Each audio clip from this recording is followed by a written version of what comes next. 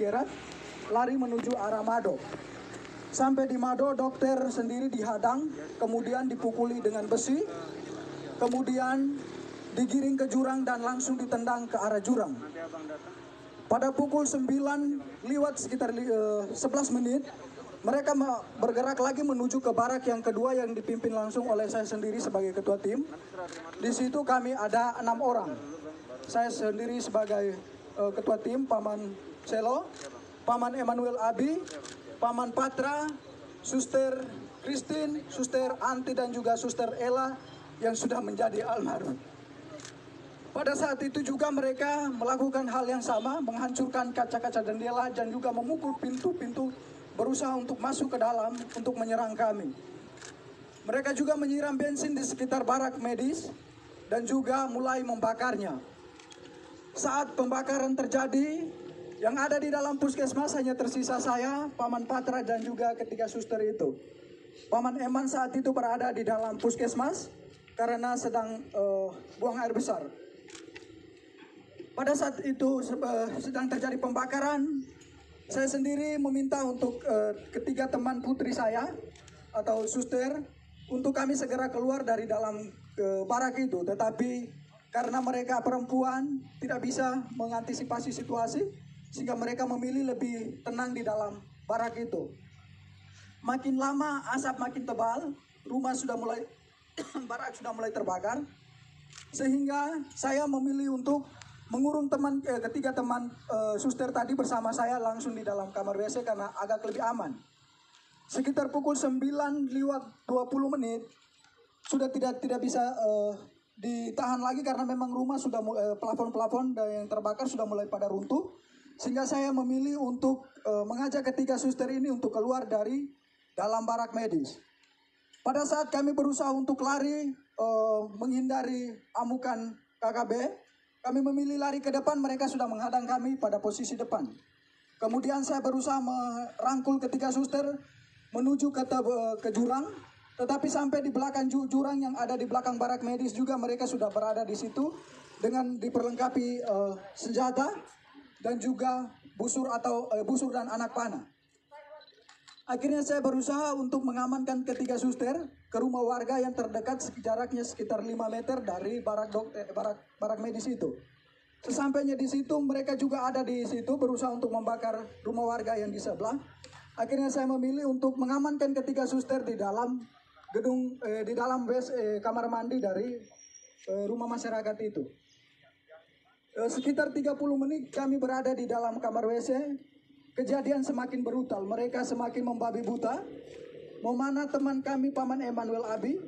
Kemudian mereka mulai membakar rumah-rumah warga dan juga pasar, serta bank, rumah distrik yang ada di sekitaran barak medis itu. Kejadian semakin brutal, akhirnya saya mengambil keputusan untuk kami bisa mengamankan diri.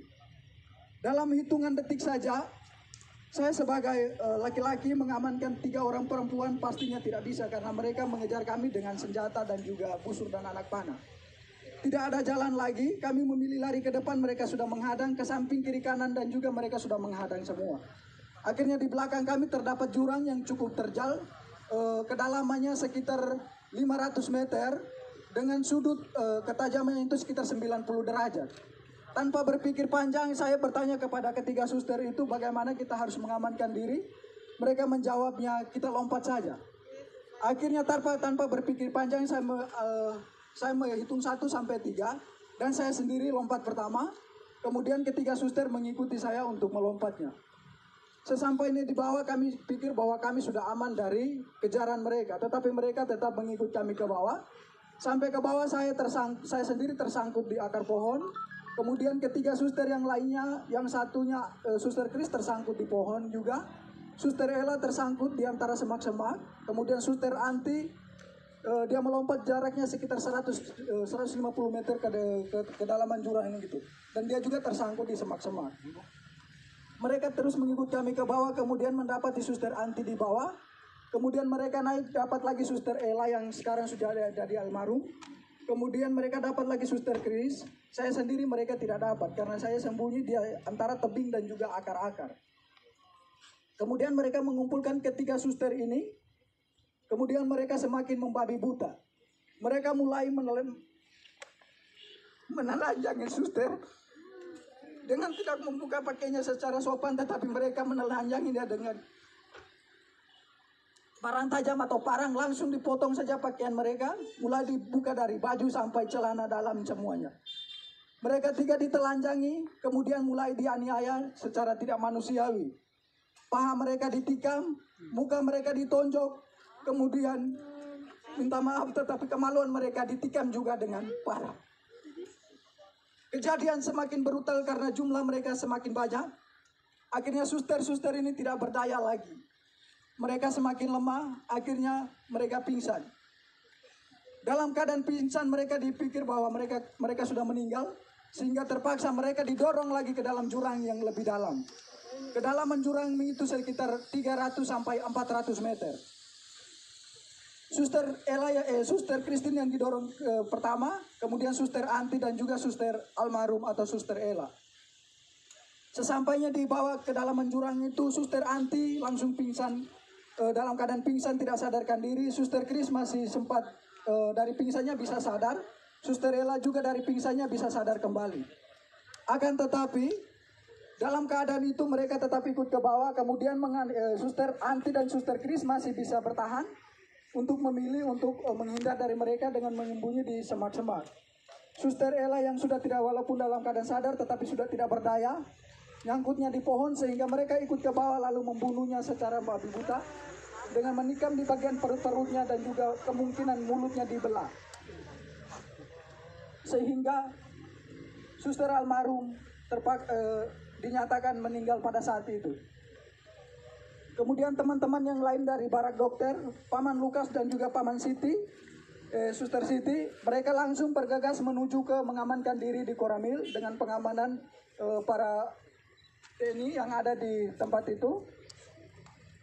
Kemudian Paman Denny memilih untuk mengungsi, bertahan di rumah warga.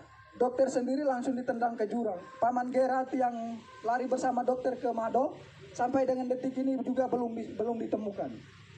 Suster Ella yang menjadi almarhum sudah ditemukan 2 hari yang lalu, sekitar pukul 17:30 menit. Kami berhasil menemukan dia bersama Suster Chris. Suster Chris bertahan selama 3 hari berada di bawah jurang itu. Puji Tuhan dia masih hidup. Yang meninggal hanya Suster Ella. Dia sudah ditemukan dalam keadaan tidak bernyawa. Mukanya sudah penuh pada belatung karena dibelah semua. Luka-lukanya sudah pada belatung semua.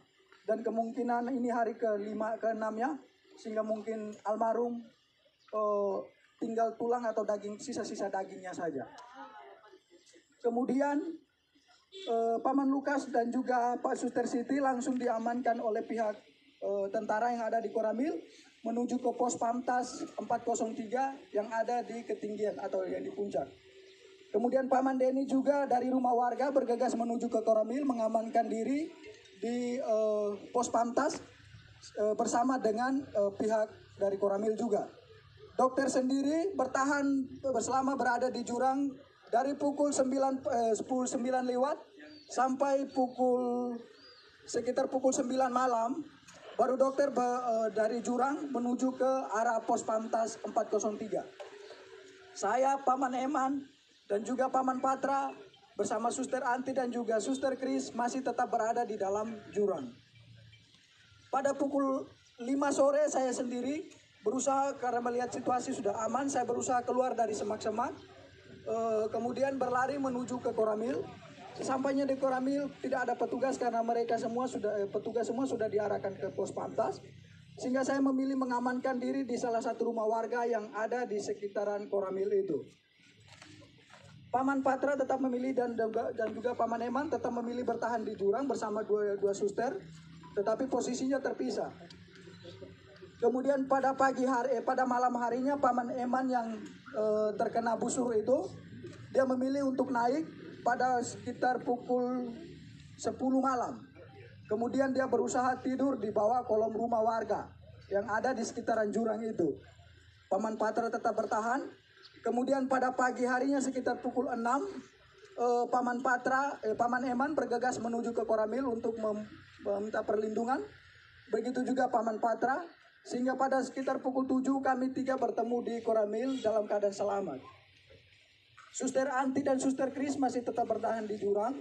Suster Anti keluar dari jurang sekitar pukul 10 malam dengan kondisi saat itu hujan deras. Dalam keadaan telanjang, dia dari jurang menuju ke Polsek Kiwirok. Sesampainya di Polsek Kiwirok tidak ada petugas karena memang petugas semua sudah pada ngungsi sudah pada diamankan ke pos Pamtas itu. Mereka bertugasnya di situ.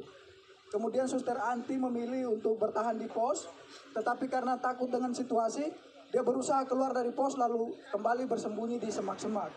Sampai pada sekitar pukul 7 pagi, itu ada kegiatan pembersihan dari pos Pamtas 403, sehingga Suster Anti memilih untuk keluar dari semak-semak karena memang dia juga sudah pada tidak berdaya lagi.